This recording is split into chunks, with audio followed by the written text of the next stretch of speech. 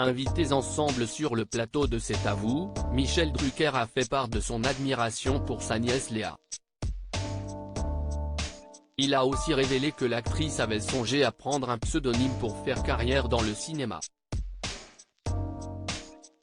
Léa Drucker est à l'affiche du dernier long métrage de Catherine Breillat, présenté à Cannes dans le cadre de la compétition officielle en mai dernier.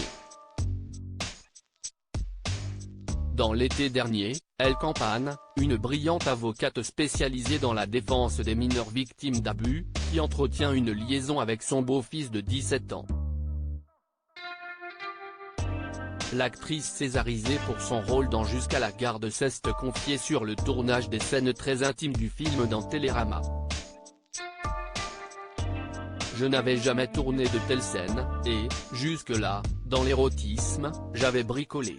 Cette couverture qui aurait fait la fierté de la mère de Michel Drucker. L'actrice était l'invitée de C'est à vous, ce jeudi 7 septembre pour faire la promotion de ce film, et hasard du calendrier elle a partagé le plateau avec son oncle Michel Drucker.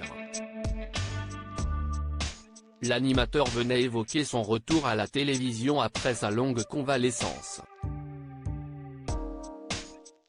Il a souligné que sa mère aurait été très fière de voir sa nièce en couverture du magazine culturel.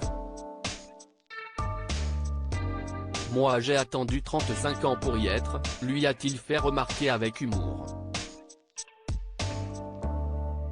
Émilie Tran-Nguyen a interrogé Léa Drucker sur l'impact que son célèbre nom de famille avait pu avoir au début de sa carrière.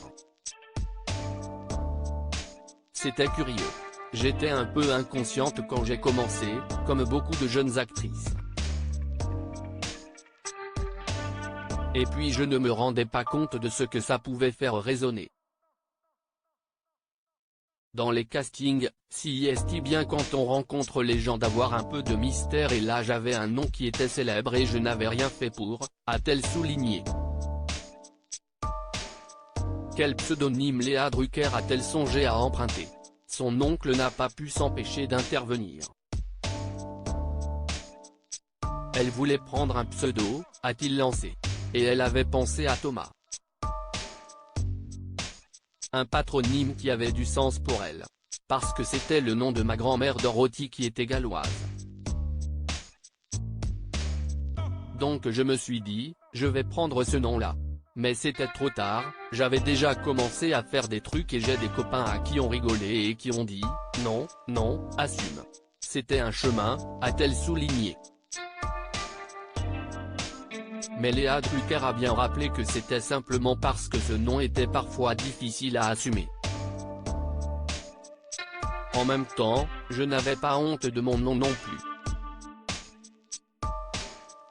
Si est juste qu'il fallait se construire avec un patronyme qui était célèbre et moi je n'y étais pour rien, a-t-elle conclu.